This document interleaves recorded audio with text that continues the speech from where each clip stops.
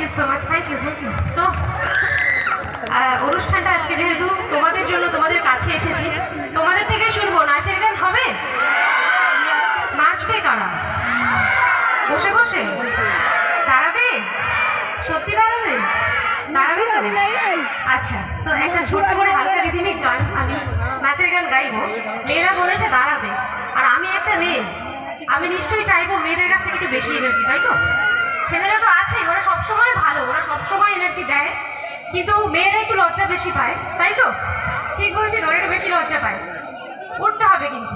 চলো, সকলের পছন্দ চেনা একটা বাংলা গান গাইবো।